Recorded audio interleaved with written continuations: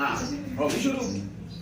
हाँ आज मैं ईद देने लगा जी, पाकिस्तान है ये जी, ईद दे दो ईद से मेरा ख्याल 40-50 रुपया। चलो ठोक कर आगा अब जाओ वाले पहले 5000 का नोट काट। अच्छा बच्चे लाने अभी दे दे, तो भी दे दे। वाह ये भी दे दे, तो ही दे दे।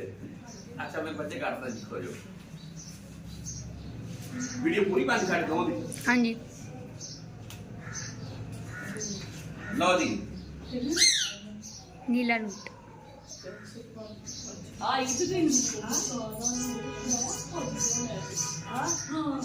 2000 रुपए बच्ची ਅਸੀਂ ਨਾ ਫਿਰ ਘੰਟੇ ਕੁ ਤੱਕ ਤੁਸੀਂ ਪਕਾ ਸਕੋ ਫਿਰ ਅਸੀਂ ਆਉਂਦੇ ਹਾਂ। छाड़ तेन बच्चे देना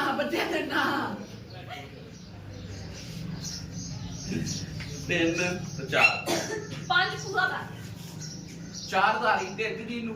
नहीं। चल 1 2 तीन और 3 4 5 6 7 8 10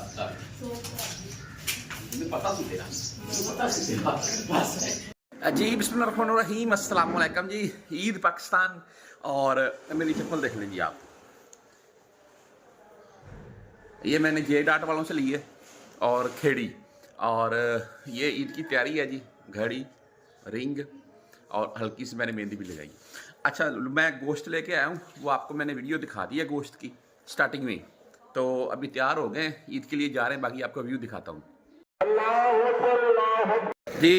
ये गांव में नहर है जी, एक देख लें आप, आगे मैं आपको व्यू दिखाता हूँ। ये पाकिस्तान के मनाज़र हैं जी, 8 बजे का टाइम है पाकिस्तान में, सुन लें।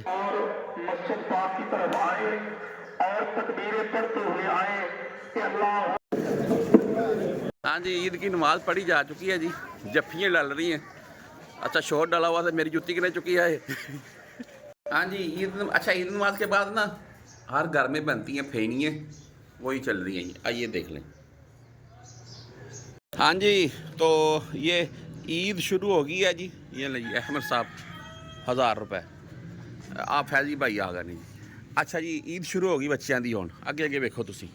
हाँ जी ये पाकिस्तान के रंग वाले गोले लगे हुए हैं, और ये गोलगप्पे के आलू चने। भाई मैनू दो किन्ने दे 200 दे। अच्छा की लाया, समोसे लाए होर खैर मुबारक। अच्छा समोसे हैं जी और आलू चने हैं साथ में, माशाल्लाह।